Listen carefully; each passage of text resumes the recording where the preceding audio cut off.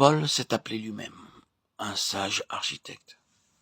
Mais dans son langage direct, cela voulait simplement dire quelqu'un qui avait été autorisé à regarder le plan de l'architecte et qui travaille conformément à ce plan. C'était pour le regarder qu'il avait été ravi. Mais être dans l'esprit, c'est toujours être ravi. Le Seigneur a beaucoup dit à propos d'être dans le ciel, alors qu'il était sur la terre. Le Fils de l'homme qui est dans le ciel, Jean 3,13, le Fils ne fait que ce qu'il voit faire au Père. Et tout ce que le Père fait, le Fils aussi le fait pareillement.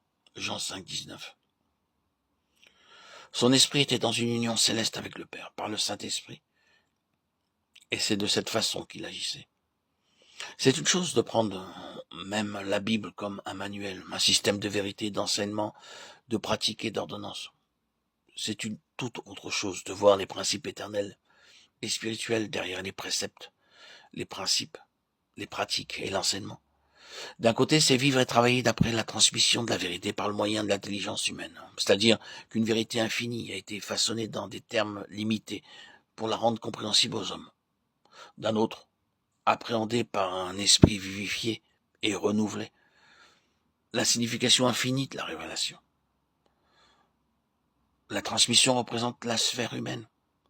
La révélation spirituelle transcende infiniment cette transmission et exige une intelligence céleste, car la pensée de l'esprit est opposée à celle de la chair. Seuls ceux qui sont devenus un avec le Christ, élevés dans les cieux, ont sa pensée et peuvent le servir efficacement.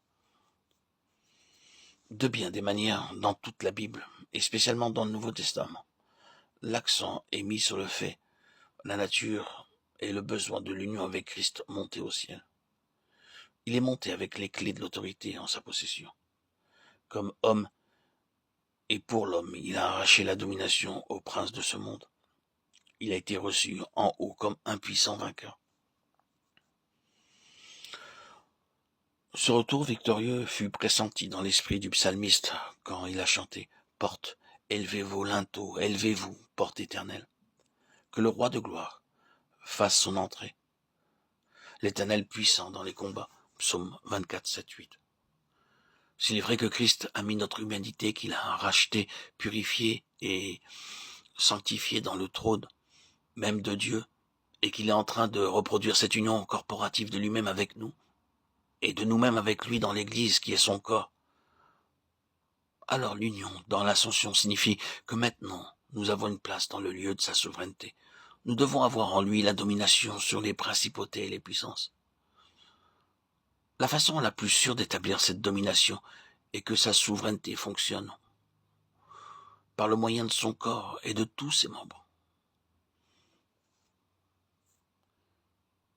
Cette souveraineté est destinée à fonctionner